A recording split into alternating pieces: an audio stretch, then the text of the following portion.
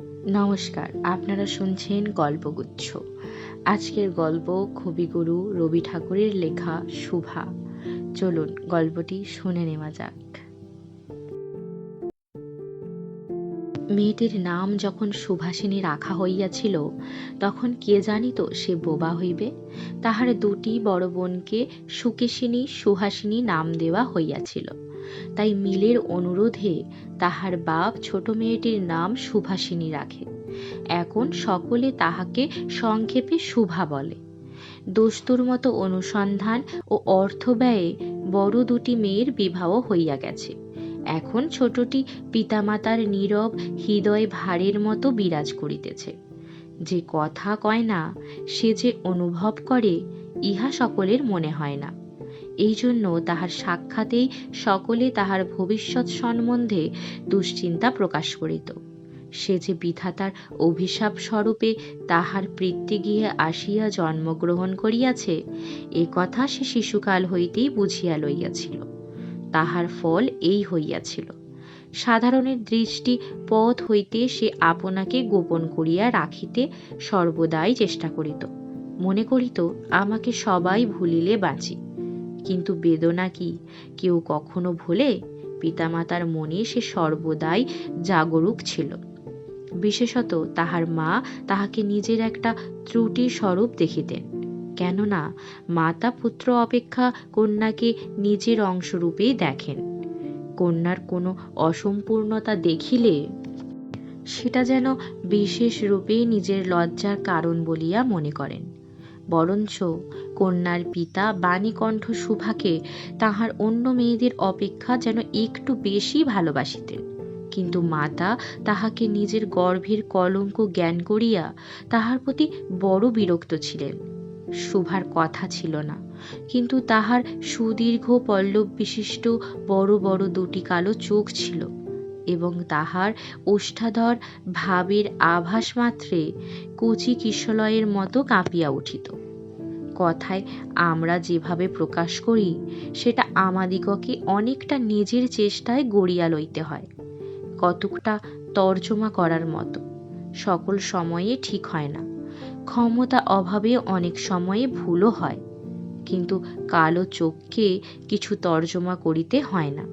মন আপনি তাহার উপরে ছায়া ফেলে।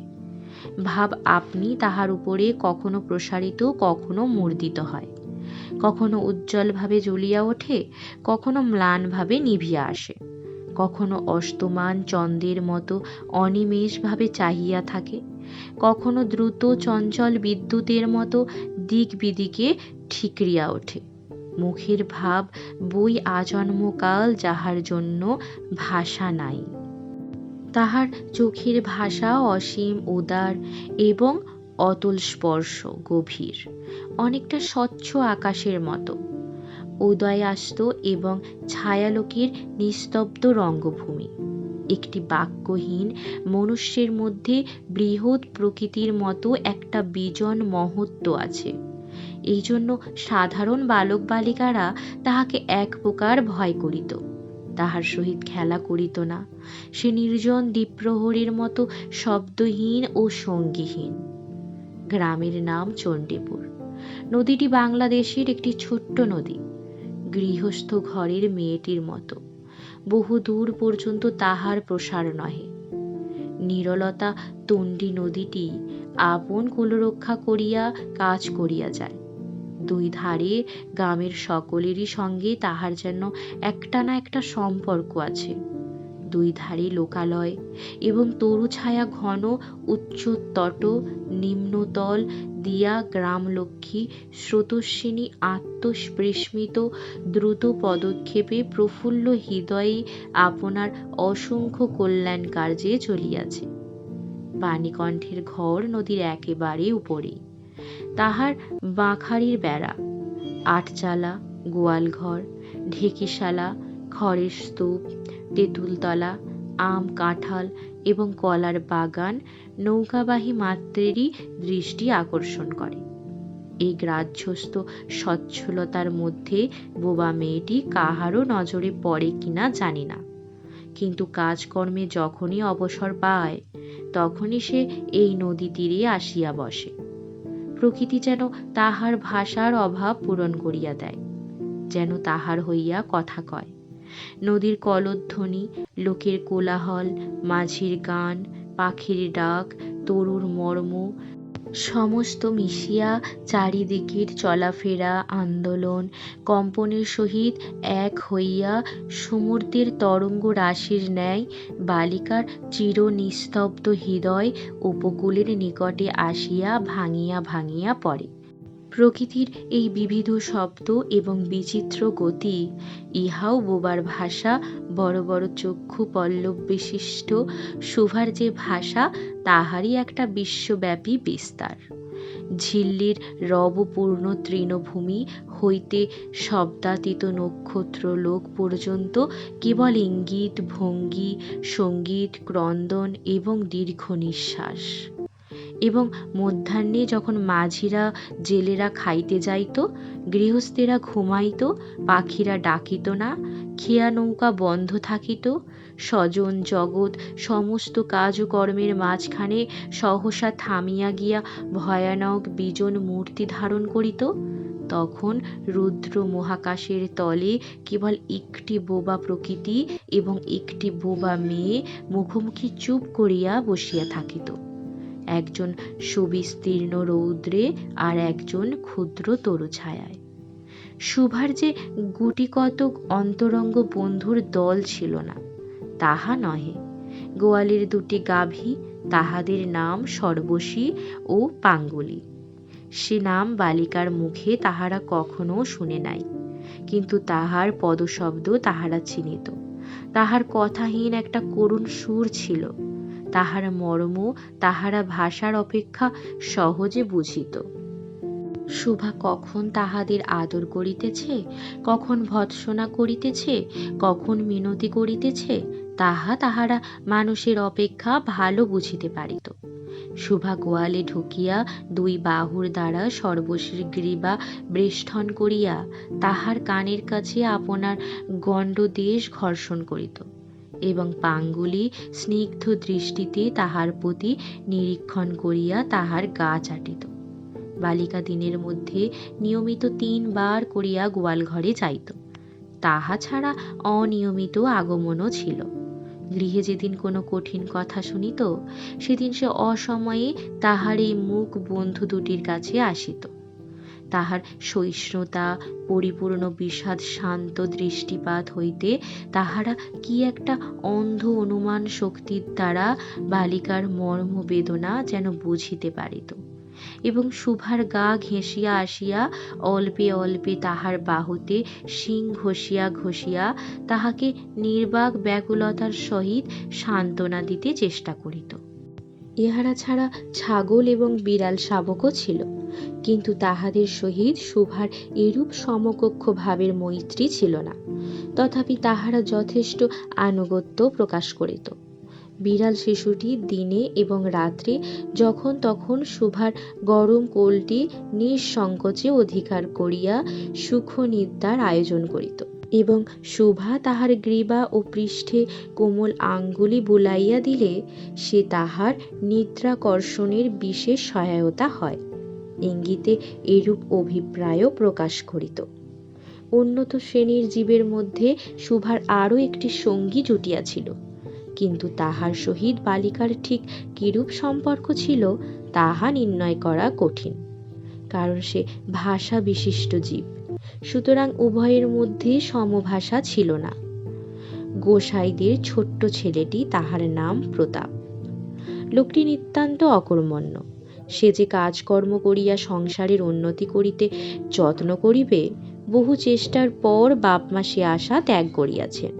অকর্মণ্য লোকের একটা সুবিধা এই যে আত্মীয় লোকেরা তাহাদের উপর বিরক্ত হয় বটে, কিন্তু প্রায় তাহারা নিঃসম্পর্ক লোকেদের প্রিয়পাত্র হয়, কারণ কোনো কার্যে আবদ্ধ না থাকাতে তাহারা সরকারি সম্পত্তি হইয়া দাঁড়ায়।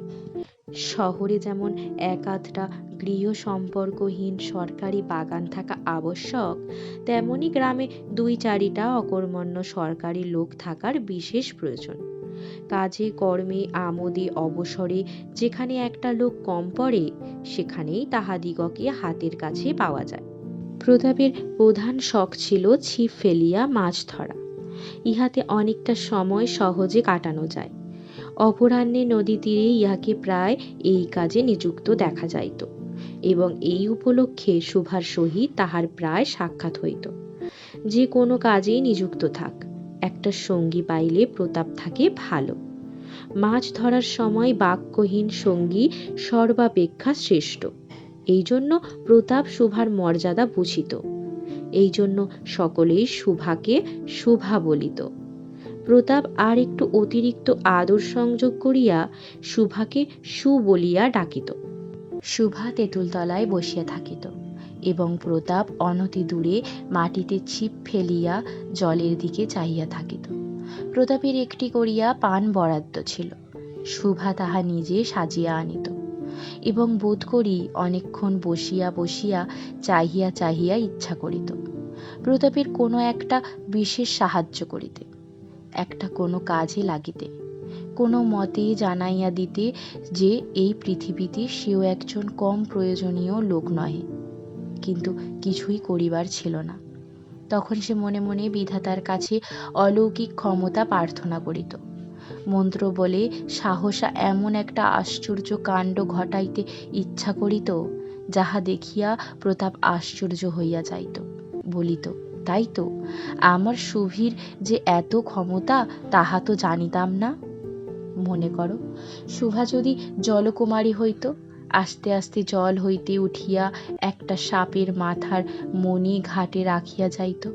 প্রতাপ তাহার তুচ্ছ মাছ ধরা রাখিয়া সেই মানিক লইয়া জলে ডুব মারিত, এবং পাতালে গিয়া দেখিত রূপার অট্টালিকায় সোনার পালঙ্কে কে বসিয়া।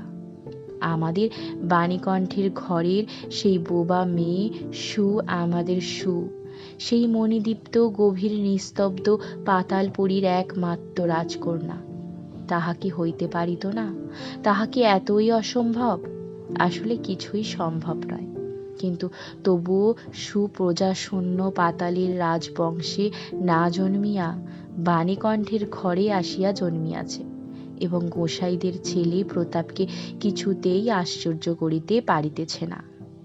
শুভার বয়স ক্রমে বাড়িয়া উঠিতেছে। ক্রমে সে যেন আপনাকে আপনি অনুভব করিতে পারিতেছে, যেন কোনো একটা পূর্ণিমা তিথিতে কোনো একটা সমুদ্র হইতে একটা জোয়ারের স্রোত আসিয়া তাহার অন্তরাত্মাকে এক নতুন অনির্বচনীয় চেতনা শক্তিতে পরিপূর্ণ করিয়া তুলিতেছে। সে আপনাকে আপনি দেখিতেছে, ভাবিতেছে, প্রশ্ন করিতেছে, এবং বুঝিতে পারিতেছে না। গভীর পূর্ণিমা রাত্রে সে এক একদিন ধীরে শয়নগৃহের দ্বার খুলিয়া ভয়ে ভয়ে মুখ বাড়াইয়া বাহিরের দিকে চাহিয়া দেখে। পূর্ণিমা প্রকৃতিও শুভার মতো একাকিনী সুপ্ত জগতের উপর জাগিয়া বসিয়া যৌবনের রহস্যে পুলকে বিষাদে অসীম নির্জনতার একেবারে শেষ সীমা পর্যন্ত, এমনকি তাহা অতিক্রম করিয়াও থমথম করিতেছে, একটি কথা কহিতে পারিতেছে না। এই নিস্তব্ধ ব্যাকুল প্রকৃতির প্রান্তে একটি নিস্তব্ধ ব্যাকুল বালিকা দাঁড়াইয়া। এদিকে কন্যা ভারগ্রস্ত পিতা মাতা চিন্তিত হইয়া উঠিয়াছেন, লোকেও নিন্দা আরম্ভ করিয়াছে, এমনকি এক ঘরে করিবে এমন জনরব শোনা যায়। বাণীকণ্ঠের সচ্ছল অবস্থা, দুই বেলায় মাছ ভাত খায়, এজন্য তাহার শত্রু ছিল। স্ত্রী পুরুষের বিস্তর পরামর্শ হইল। কিছুদিনের মতো বাণী বিদেশে গেল। অবশেষে ফিরিয়া আসিয়া কহিল, চলো, কলিকাতায় চলো। বিদেশ যাত্রার উদ্যোগ হইতে লাগিল। কুয়াশা ঢাকা প্রভাতের মতো শুভার সমস্ত হৃদয় অশ্রুবাষ্পে একেবারে ভরিয়া গেল। একটা অনির্দিষ্ট আশঙ্কা বশে সে কিছুদিন হইতে ক্রমাগত নির্বাক জন্তুর মতো তাহার বাপ-মায়ের সঙ্গে সঙ্গে ফিরিত। ডাগর চক্ষু মেলিয়া তাহাদের মুখের দিকে চাহিয়া কি একটা বুঝিতে চেষ্টা করিত, কিন্তু তাহারা কিছু বুঝাইয়া বলিতেন না। ইতিমধ্যে একদিন অপরাহ্নে জলে ছিপ ফেলিয়া প্রতাপ হাসিয়া কহিল, কিরে সু, তোর নাকি বর পাওয়া গেছে? তুই বিয়ে করতে যাচ্ছিস, দেখিস আমাদের ভুলিস নে, বলিয়া আবার মাছের দিকে মনোযোগ করিল। মর্মবিদ্ধ হরিণী ব্যাধের দিকে যেমন করিয়া তাকায়, নীরবে বলিতে থাকে, আমি তোমার কাছে কি দোষ করিয়াছিলাম। শুভা তেমনি করিয়া প্রতাপের দিকে চাহিল। সেদিন গাছের তলায় আর বসিল না। বাণীকণ্ঠ নিদ্রা হইতে উঠিয়া শয়নগৃহে তামাক খাইতেছিলেন। শুভা তাহার পায়ের কাছে বসিয়া তাহার মুখের দিকে চাহিয়া কাঁদিতে লাগিল। অবশেষে তাহাকে সান্ত্বনা দিতে গিয়া বাণীকণ্ঠের শুষ্ক কপলে অশ্রু গড়াইয়া পড়িল। কাল কলিকাতায় যাইবার দিন স্থির হইয়াছে। শুভা গোয়াল ঘরে তাহার বাল্য সখীদের কাছে বিদায় লইতে গেল। তাহাদিগকে স্বহস্তে খাওয়াইয়া গলা ধরিয়া একবার দুই চোখে যত পারে কথা ভরিয়া তাহাদের মুখের দিকে চাহিল। দুই নেত্রপল্লব হইতে টপ টপ করিয়া অশ্রুজল পড়িতে লাগিল। সেদিন শুক্ল দ্বাদশীর রাত্রি। শুভা শয়ন গৃহ হইতে বাহির হইয়া তাহার সেই চিরপরিচিত নদীতটে শস্পশয্যায় লুটাইয়া পড়িল।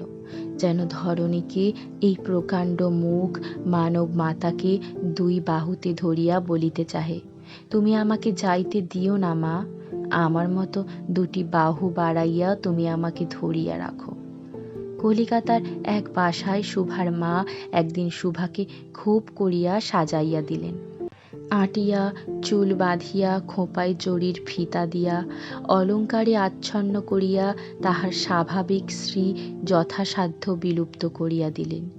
শুভার দুই চক্ষু দিয়া অশ্রু পড়িতেছে। পাছে চোখ ফুলিয়া খারাপ দেখিতে হয়, এজন্য তাহার মাথা তাহাকে বিস্তর ভৎসনা করিলেন, কিন্তু অশ্রুজল ভৎসনা মানিল না।